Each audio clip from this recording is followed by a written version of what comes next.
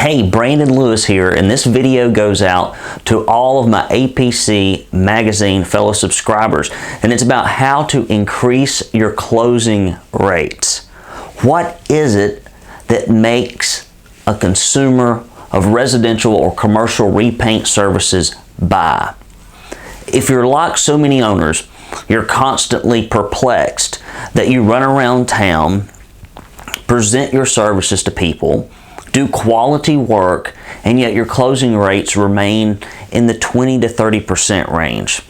That's incredibly low. Or you may discover that you're up against either A, more professional outfits who seem to have a more sophisticated sales system, so you can't compete with them, or worse yet, and most likely, you're competing with people who are unethically participating in the painting market, meaning they don't carry insurance, overhead, they're not registered with all of the proper governing agencies, and therefore you end up in this situation where you're constantly competing on price and you're losing. So today we're going to walk through about 5 steps that will help you increase your closing rates. So let's jump in to the content. First things first. The most important thing that we have to start with is how you, as the owner, as the painter, whether you're one or the other, how do you think about sales? Most people think about sales, most owners, incorrectly. And the big thing that we're always thinking about is price. We think that the entire sales process is set up so that we can go in and give someone a price for our painting services. Pricing is not selling, okay? Pricing is not selling. So the first thing I'm going to ask you to do is to begin to think about your entire process as a form of persuasion, not a form of pricing. Often when we go to industry events, we'll spend hours and hours in a room talking about how you price things, when that really has very little to do with why people buy. And if you want to look at the kind of money you can make from pricing effectively and pricing quickly, go to Walmart. Look at someone who rings up groceries. They do thousands of transactions an hour, but are they getting paid well? No. But then you look at people that are in the top sales positions in companies. Do they get paid well? Absolutely. So you've got to get into the business of selling and out of the business of pricing and estimating. The second thing I really want you to think about is, where are your other competitors? And by that, I don't mean painting competitors. I mean, when you go out to a job and you charge $3,000 on average, or if you're doing a $7,000, $8,000, $12,000, $15,000 exterior, and you're asking that homeowner, that business owner, to write a check to you for $15,000, $16,000, $12,000, $3,000, often that is the price of plastic surgery. That is the price at $7,000 of selling like a $300,000, $400,000 home on a commission for a realtor. It's the same kind of money that people would pay during an IRS tax audit. It's the same money that people would pay in a middle-class divorce. Yet we're trying to sell our services as if they are priced at $9.99. And I don't mean $999, I mean $9.99.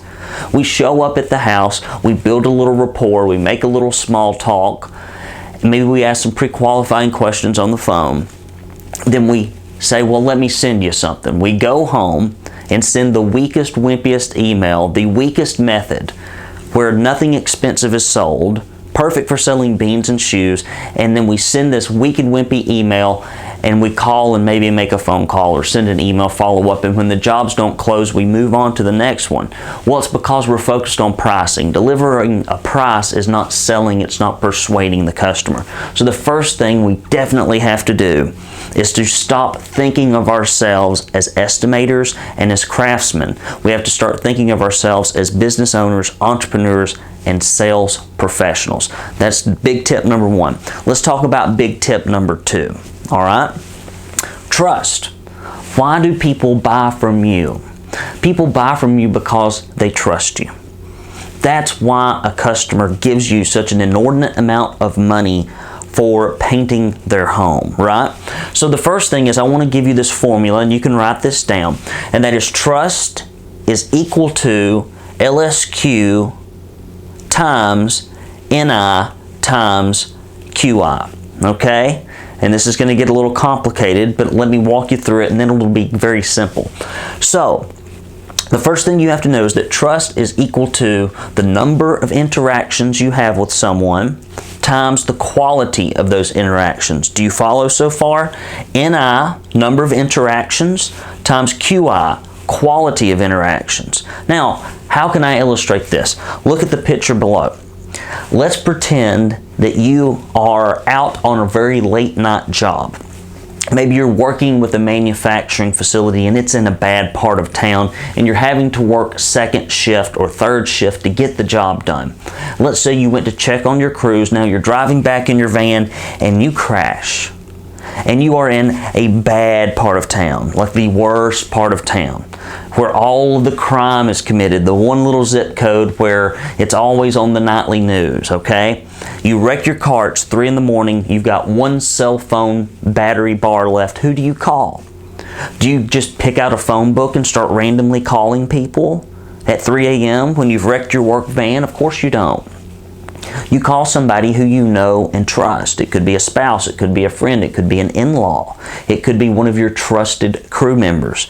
But what you do not do is randomly put yourself in the position of relying on someone you do not know. And the reason you rely upon them is because you've had lots of interactions, the numbers of interactions, times the quality of interactions, meaning every time that you have interacted with this individual, it has been a positive, or on average, a positive interaction, right?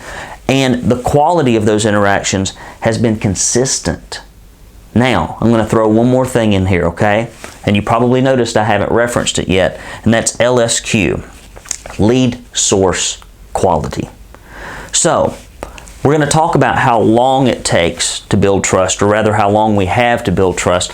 But in your sales process, we teach people through the PowerPaint presentation process how to engineer this NI times QI, okay? How we engineer the number of interactions times the quality of interactions. But there's one thing that I can't account for in any sales process, and that is your lead source quality. Everyone knows that the absolute best customer, right, is one that is referred or one that is a repeat customer from previous jobs. So, if we know that's the absolute best customer, even if you have a great process, but if your lead source quality is coming from cold online traffic or cold traffic from traditional marketing and advertising, you're still going to struggle with your closing rate, even if you do a great job here, simply because you can't make up for good lead source quality. Somebody who knows you, likes you, trusts you, has done work with you before, or someone who's referred by a trusted relative, a trusted friend. So the first thing we really need to do before we ever talk about the sales process is make sure that we're spending ample time and money and that we've got strategies in place so that our lead source quality is good. Here's what I will tell you about this before I move on. I would rather send someone with a terrible sales process out to see a past customer or a referral than to put my money on someone who goes out to see a cold lead with a great sales process, but it's a cold lead. Okay? Nothing can make up for lead source quality. So you need to make certain if you're struggling with your closing rate, of course it probably has something to do with your sales process, but if you back one step up, what you're going to find is that your lead source quality is probably pretty bad. And if we don't fix that, this has no hope, okay? So make sure that you know that. That's another talk for another time, but it's critically important you understand it. So let's move on here now to time. The moment the customer calls your office, the clock starts ticking. You've got about 24 to 156 hours to rapidly build trust through this formula. Number of interactions, quality of interactions. 24 to 156 hours. So how do you do that?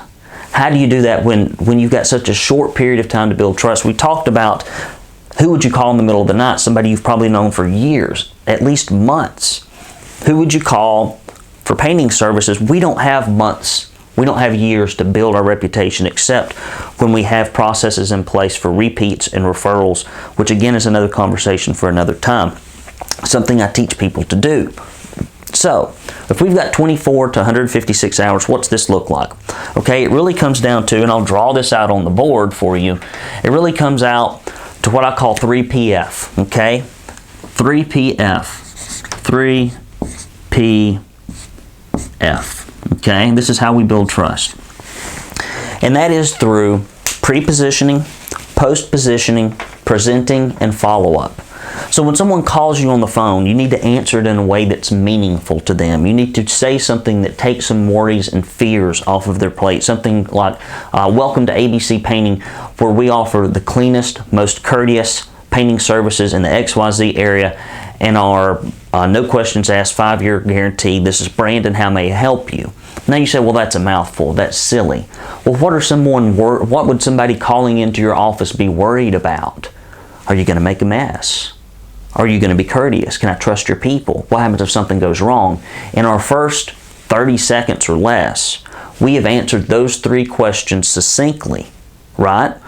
Versus John's painting. What does John's painting mean? Everybody's going to answer John's painting. You need to get that phone answered live. Then we're going to do an intake survey. Before we ever arrive, we're going to send 3 pre-positioning emails about how our people, our processes, and our products are different. So you've got to do something similar. And we're going to drop some nice things in the mail that have frequently asked questions, testimonials, 1 of 4 surveys, either for interior residential, exterior commercial, interior commercial, or interior residential. So 4, whether it's inside, outside, commercial, or residential, we're going to send that in advance, along with social proof that proves we're somebody to be what? Trusted. We've got to prove to them, and we're going to talk about that in a moment. So, in addition to doing that pre-positioning, where we have now, and think about it, if it's the number of interactions times the quality of interactions, and if before we ever arrive, the quality is better because of the way we answer an intake, the number of interactions is increased from 1 on the phone to 3 in the email. We actually send a manual in advance, so there's 4 plus mail. So we've touched them 1, 2, 3, 4, 5 times more than our competitors before we arrive, and the quality was better, right? The quality was better in that phone call. So we're going to show up, and instead of doing what most people do, where you kind of look at the bowling trophy, look at the kids, try to make some kind of small talk that's really kind of insignificant and beside the point, we're going to walk up, immediately give them a gift based on what they told us in the intake survey.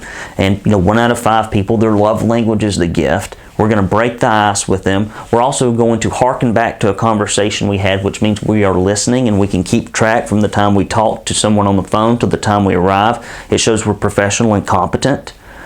Then we're going to walk through a little overview process. Then we're going to take up that simple little survey and we're going to start asking questions about their project. Now, why do we do that? Think back to what I said about how we are to think about sales, right? When you go see a doctor, an attorney, an accountant, any other white-collar professional, what do? You come in, you sit in their office, they take out some kind of diagnostic, they start filling it out and asking you questions. That's where we need to be if we want to get the same types of margins as white-collar professionals, okay? And see, the reason we're doing this, and we're going to get back to we're in the P of presenting now. We talked about pre-positioning, we're in presenting now, is because of this. Look down here. This lady, she's got 1 contract in her hand from you. She's got 1 contract in her hand from them. Okay? You have got to, in most cases, pile up enough proof that you're worth being hired to offset their price, right? You've got low-price competitors in your area, constantly losing to them.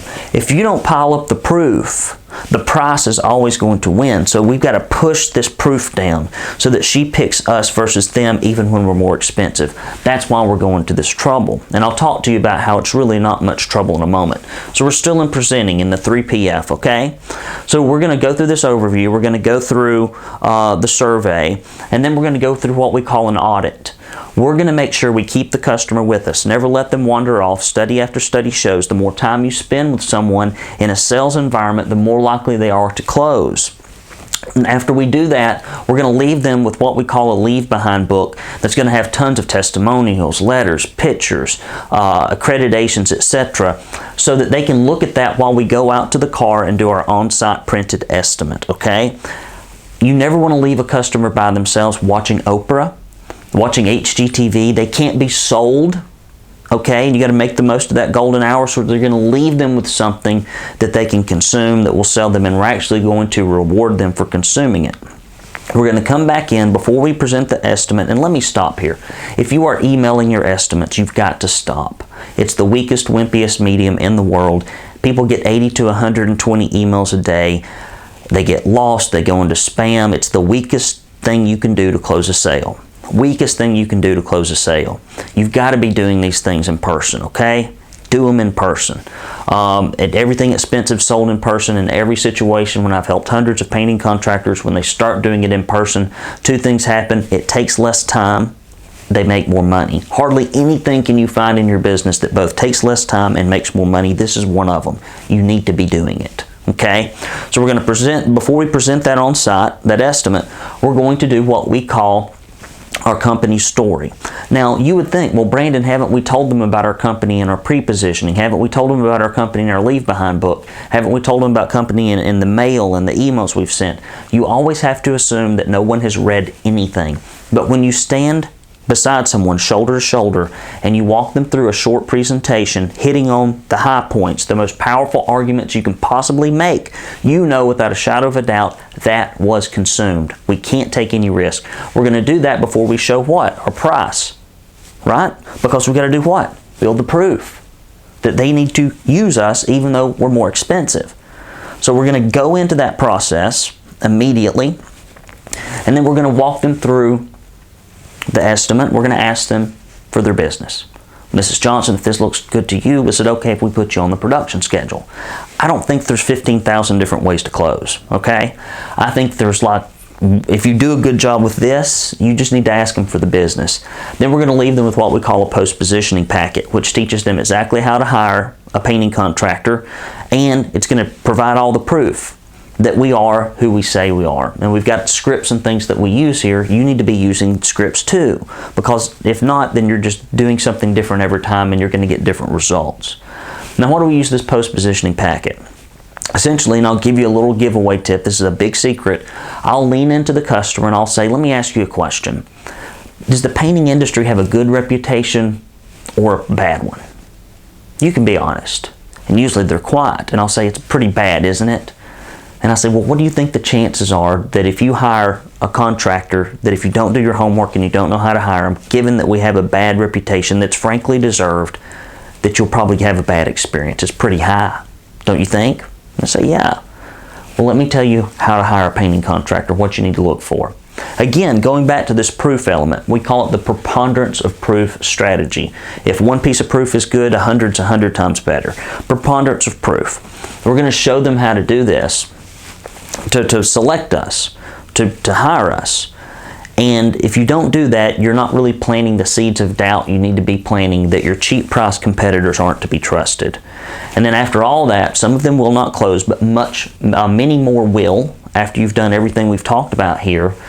We're going to walk into what we call the 9 steps of follow-up. If you're stopping after 1 or 2 steps of follow-up, you're crazy. GE Capital did a study of what they call a major household purchase. I think it was $600 or $700.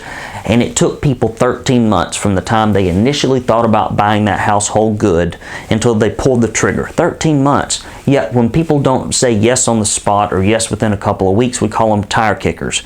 And that goes back to this whole thing right here, LSQ, lead source quality.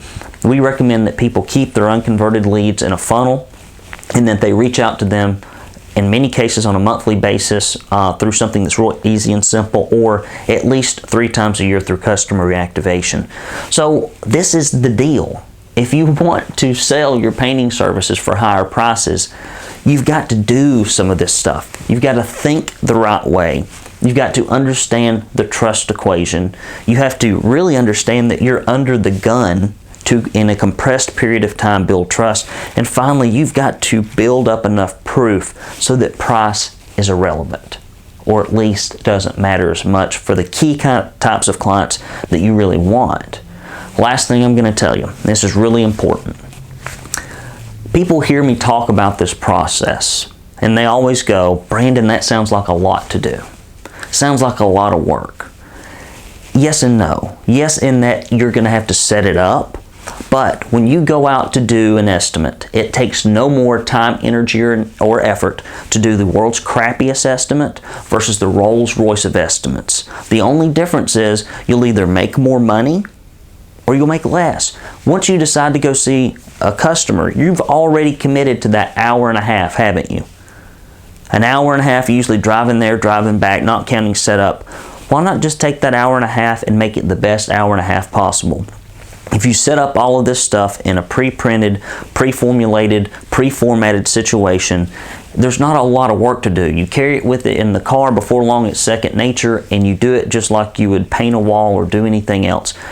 Lastly, you are probably a craftsman in your business, right? A craftsman. You would never leave paint all over a floor in a customer's house. You would never let lines be all a who. You would never let your guys listen to loud music and smoke in a customer's home. But are you doing that in your sales process? Is your sales process a mess? Is it slovenly? Is it not what a craftsman would do? You've got to be a craftsman, not just on the wall, not just on the door, not just on the trim, in your business, and in particular, in your sales process. So, for my fellow APC Magazine subscribers, I hope you've enjoyed this. I hope it's been helpful. And if you have questions that aren't answered, or if any of this went by too fast, watch it again or email me, brandon@paintersacademy.com. That's brandon@paintersacademy.com. And there's also lots of free reports, CDs, audio, and video training you can get at paintersacademy.com. Thank you for being an APC Magazine subscriber. I hope this has helped. Talk to you next time.